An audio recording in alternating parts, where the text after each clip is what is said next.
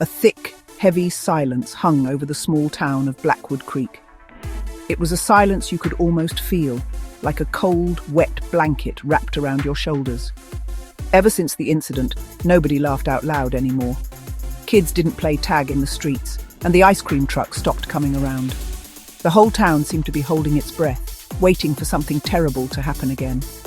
The wind whistling through the empty town square sounded like a sad ghost, a constant reminder of the fear that had taken root in everyone's heart.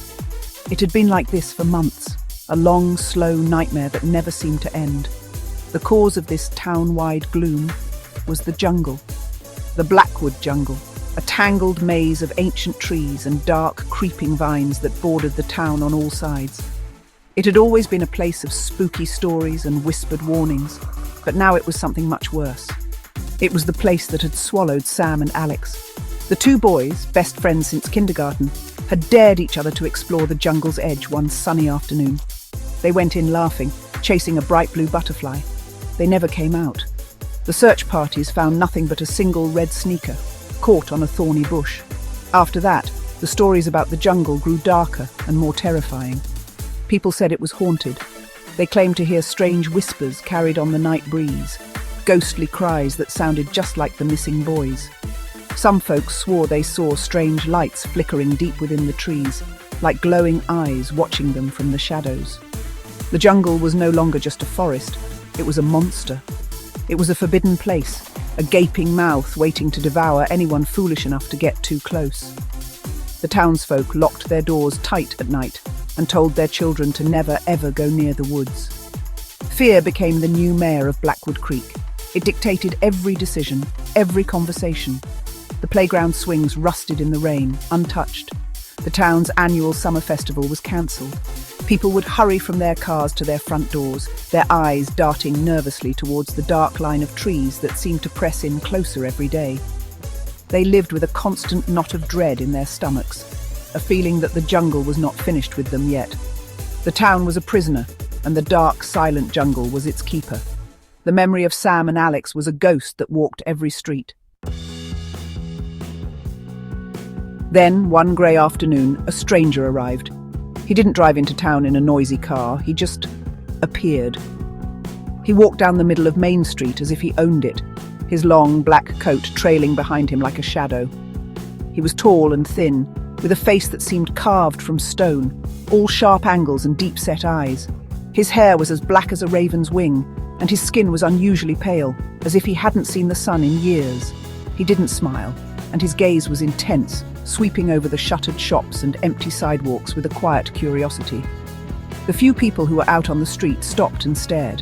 He was unlike anyone they had ever seen in Blackwood Creek. He wore dusty black boots that made no sound as he walked on the cracked pavement. Around his neck, he wore a simple silver locket that glinted even in the dull, overcast light. He moved with a strange, silent grace, like a predator stalking its prey.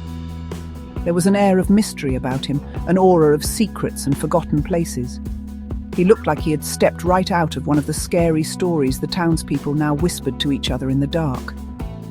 He walked directly into the town's only diner, the Bellflower Cafe.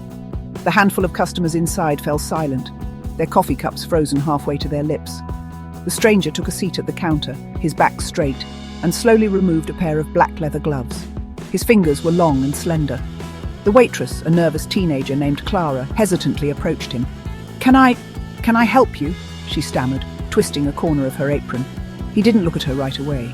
Instead, he stared at his own reflection in the polished chrome of the napkin dispenser, his expression unreadable. Finally, he turned his head, and his eyes, the colour of a stormy sea, met Clara's. His voice was low and smooth, but it carried a strange chill. "I hear this town has a problem," he said, not as a question but as a statement. "A problem with the jungle." His words hung in the air, thick and heavy. He didn't ask for a menu or a cup of coffee. He went straight to the heart of the town's fear, the one subject everyone tried so desperately to avoid. The other patrons exchanged uneasy glances. Who was this man, and how did he know their darkest secret?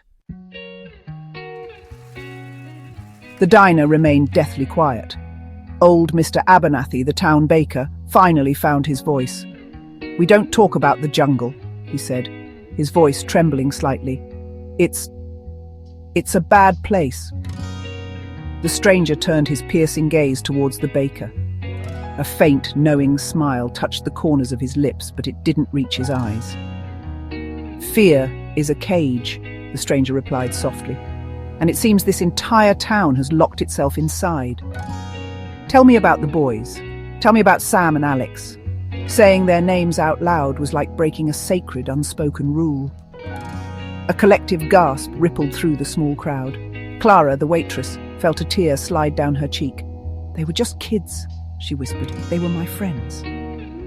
The stranger's expression softened just a fraction. He listened intently as the townsfolk, one by one, began to speak.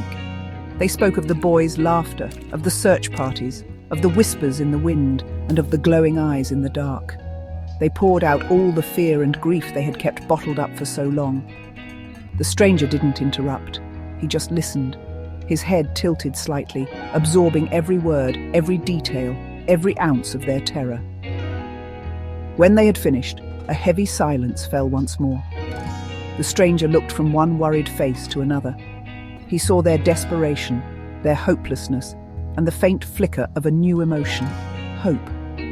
He had given them a space to share their burden, and now they looked to him for an answer, for a miracle.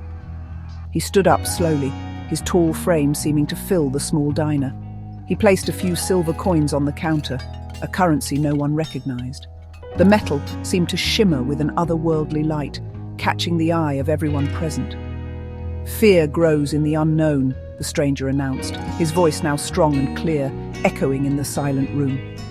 "Tonight, I will walk into that jungle. I will find out what happened to Sam and Alex. I will uncover the truth, whatever it may be." A wave of shock and awe washed over the townspeople. No one had dared to even approach the jungle's edge for months, let alone enter it after dark. His promise was both terrifying and thrilling. He was offering to face the monster that had haunted their waking lives and their darkest dreams. As dusk settled, painting the sky in shades of bruised purple and orange, the entire town gathered at the edge of the jungle. They stood in a silent, huddled mass, their faces pale in the fading light. Parents held their children close, their expressions a mixture of raw fear and desperate hope. They watched the mysterious stranger as he stood alone, facing the wall of gnarled trees and tangled undergrowth. He had shed his long coat, revealing a simple dark shirt and trousers. In his hand, he held nothing but a single old-fashioned oil lantern. The jungle seemed to come alive as darkness fell. The air grew cold, and strange sounds began to emerge from the shadows. The snap of a twig, the rustle of leaves, a low moan that could have been the wind or something far more sinister. The whispers the townspeople had spoken of seemed to dance at the edge of hearing, teasing them, chilling them to the bone. The trees loomed like giant skeletal figures, their branches like crooked fingers reaching out to grab anyone who dared to enter. The entrance to the jungle looked like a great, dark mouth, ready to swallow the stranger whole. The stranger showed no fear. He calmly lit the lantern, and its warm golden glow pushed back against the encroaching darkness, illuminating his determined face. He turned and gave the crowd one last long look. He didn't offer a word of comfort or a wave of goodbye. His silent gaze was enough. It was a promise, a commitment to face the darkness on their behalf. Then, with a slow, deliberate stride, he turned his back on them and walked past the last line of safe ground. He stepped into the whispering woods, his small light a beacon of courage against an ocean of black. The townspeople watched, their hearts pounding in their chests.